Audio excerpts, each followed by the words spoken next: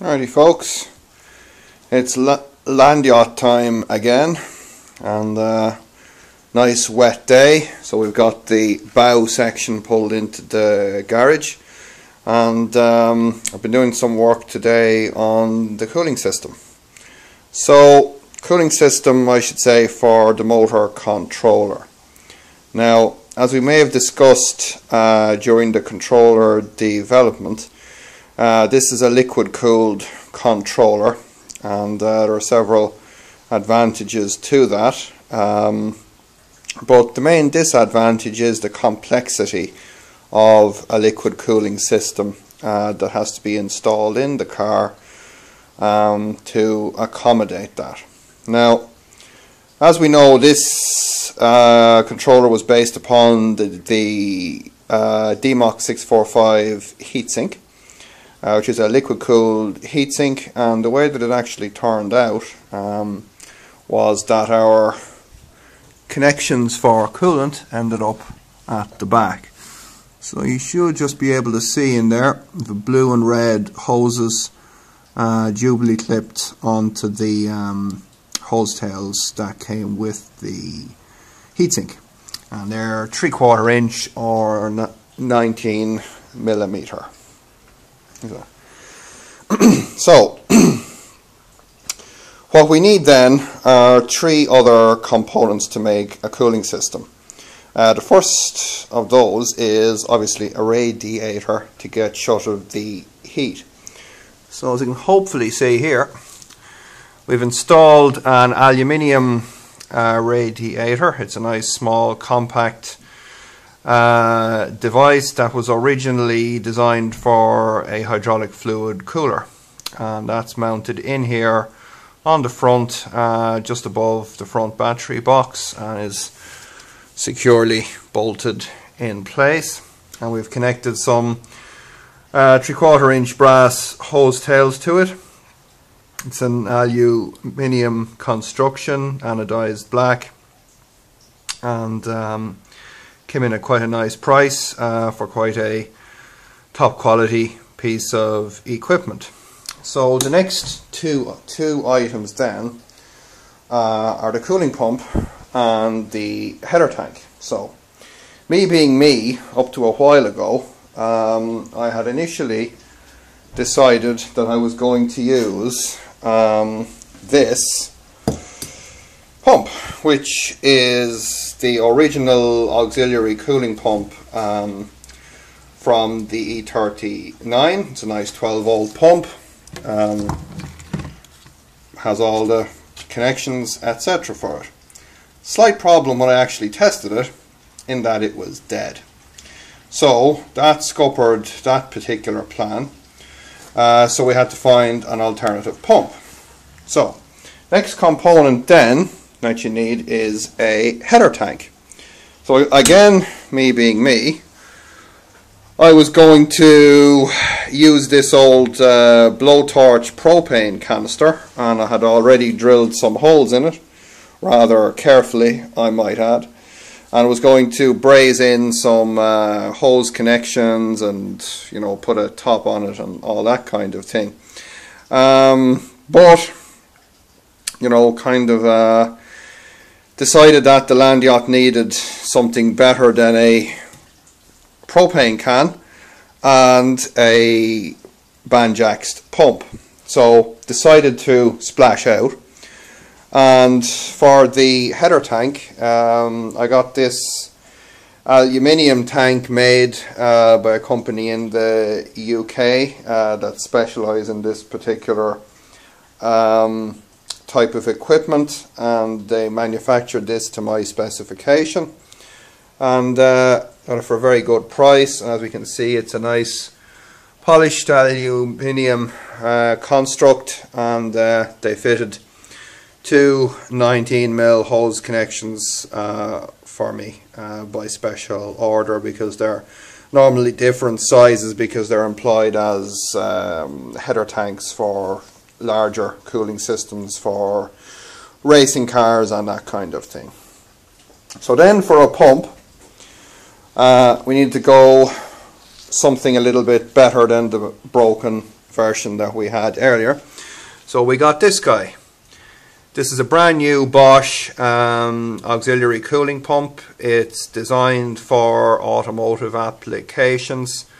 And this guy here is fitted to VWs, Audis, a whole range of cars that use 12 volt cooling for I don't know really why they have it, probably for extra cooling flow into different parts of the engine, or for getting extra flow into the heater matrix or that kind of thing. But it's designed for what we're going to employ it for. In fact, it's probably over designed for what we're going to employ it for, given that the temperature will probably never get much above 30 or 40 degrees and will be pretty much at atmospheric pressure. So I've secured that pump in place there with a P-clip and Nordlock bolt and washer, and it's very well held in there indeed. And a little bit of rubber bushing on the P-clip should help us with any noise from the pump as well. So we have some of the hosing in. We have the hose here, the red hose from the heatsink to the radiator is installed.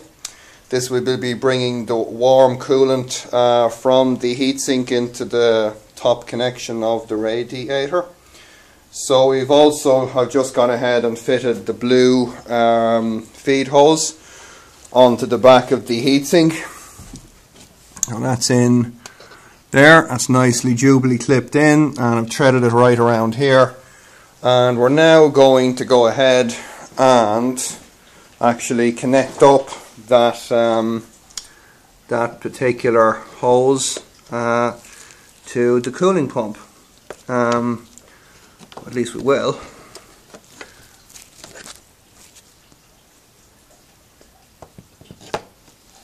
There we go. So our pump now is installed in such a way that the outlet is pointing downwards, which should suit what we need to do. So we're going to be looking at basically connecting this hose here, which is going to the heatsink, onto the outlet of the cooling pump, and this one here, then this inlet from the pump goes back to the outlet on the bottom connection of our header tank, and the final connection then from the top of the header tank we go to the bottom of the radiator. So let's go ahead and let's see if we can get this guy connected up, and hopefully not make too much of a fool out of myself, as I usually do in these circumstances. So that's about where we're at on Land Yacht Progress. As I said in the last video, there hasn't been too much of actual work going on, but I've been busily concocting some plans and bring in some parts. So hopefully now we'll get to see some of these things take shape. And we have a new project coming on stream as well. It's going to be involving the ZF5HP24 automatic gearbox. So I won't give too much away on that at the minute, but should be quite an interesting project, both that part of it and the vehicle that we're going to ultimately use it in. So I'm going to go ahead and see if I can shop this hose here. By the way, this is HDPVC. It's a reinforced hose. It's used for general applications. It's more than sufficiently strong enough for this application. It's up to 10 bar of pressure at 70 degrees or something like that, so there's more than enough overhead in that side of things for us here. As usual, I'm wandering around trying to find stuff. Oh, here we go. So let's see what we've got. But yeah, weather's been kind of lousy the past fortnight or so. Oh, it's probably the climate change starting to kick in again. Yeah, move the blanking plug from that side, and I would imagine, yeah, we're going to need to give this some assistance with heat gun.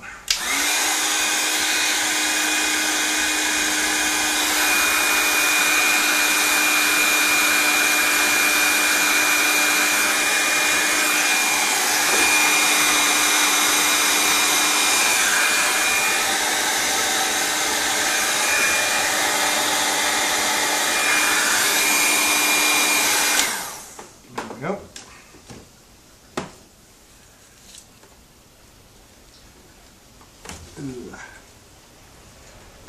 Now, I tend to, I suppose, make life difficult for myself with this stuff, but there we go. That's our outlet hose on.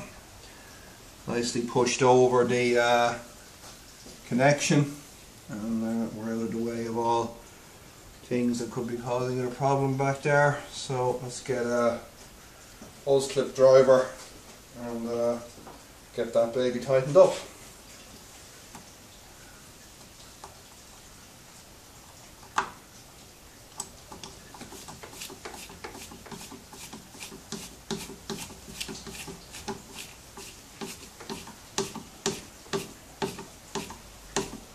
No need to go too mad on it, just enough to bite in on the hose and make sure that we don't get any of those dreaded leaks. So now the next connection that we need to do will be from the bottom of the tank to the inlet of the cooling pump. So let's have a look and see how that's going to work out for us. Tell you what, I'm not going to bore everyone to death. I'll come back when I've some kind of a plan in place for this. Stand by for more. Alrighty, so we got a bit of hose cut to size. So I'm going to go ahead and just do a trial fit on this, and just see how it actually looks. So we'll attach it to the header tank first of all.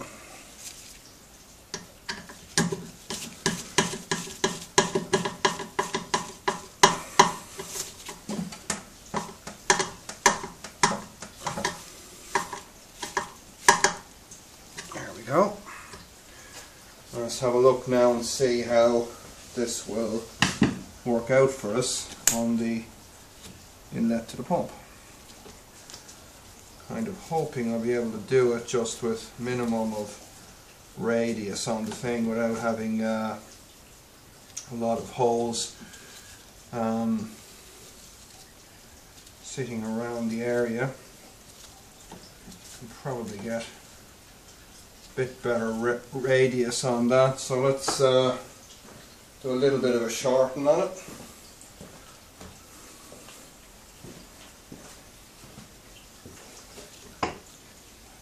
Take maybe 2 inches off it.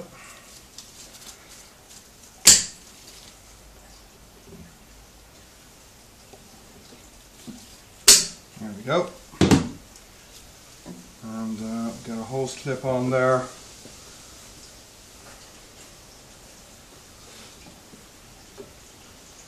That'll be better that way. That'll be a little bit easier, yeah. Okay, let's give it a warm up.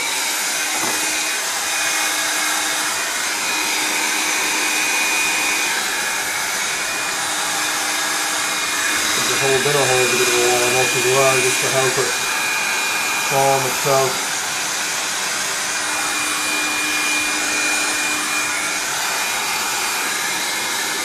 This has got a nice kind of a silicone-y effect on it, this hose, so it should work quite well for this application. There we go. That's not too bad. Should be able to yeah, that's not too bad at all actually. That'll work. So we'll have a shelf in here. Ultimately that'll be holding the charger. So that should work out grand. There's another project. What's a mini project in this project? Now, okay, so that is our cooling circuit to the pump and to the base of the actual header tank sorted out. So, slightly better view there, we're all set up. Jubilee clipped in and onto the base of the header tank. So, what we're now going to have to do is to have a look at the return hose from the base of the radiator that goes to the top of the tank. So I'm going to have a look at that. I'm going to see what kind of a route I want to take with that, and when I get that figured out, we'll come back for some more. Stand by. Alright, so got that last hose ran in from the top of the header tank down to the bottom connection on the radiator, and kind of routed it around the chassis there, because ultimately the excess turbos blower is going to be going in there, so don't want to cause it too much problems with that. So that's all of our pipes in. I've rigged up a power supply just very quickly to the cooling pump. It just saves me having to go connecting stuff up and turning on the car just to run the pump here to prime up the system. So that is kind of precisely what we're going to do right now. Looks like the pump takes about a half an amp at about 12.5 volts with no load on it. So we're going to go ahead and turn the pump on and actually start filling it with some coolant. Now, this is where I kind of need you guys to keep the fingers crossed for me, because when I was building the controller, obviously the IGBTs are in a different locations to what had been pre-drilled in the heatsink, and some of those drills went into the cooling passages.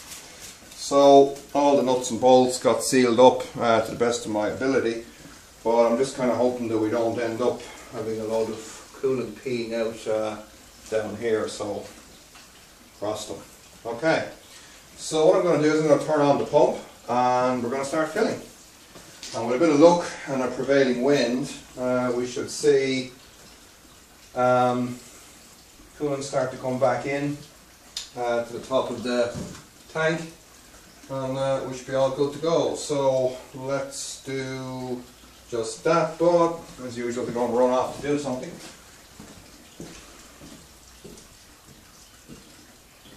I was just going to try and find a rag to put in there underneath the thing, but yeah, who cares, let's do it. Pump on, it's nice and quiet. So we're drawing about 460 milliamps at the minute. Ready to introduce some fluidic compounds.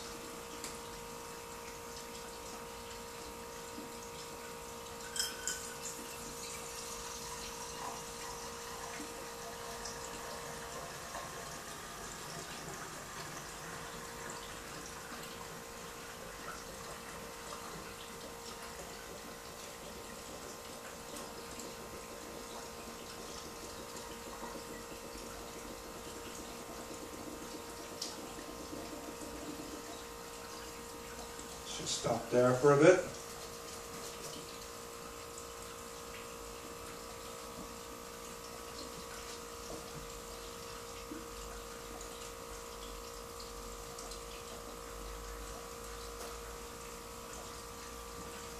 This of course assumes to a certain extent that the pump is running in the right direction, so I kind of hope it is.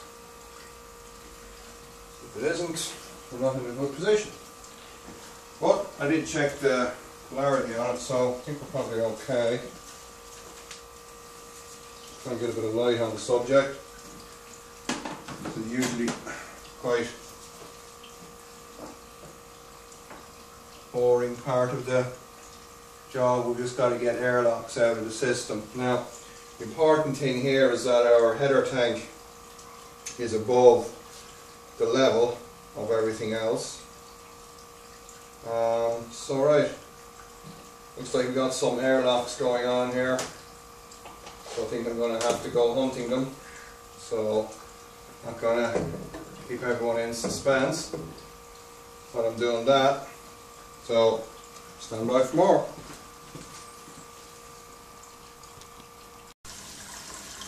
Okay, sports fans, as I'm hoping you can hear, we've got flow.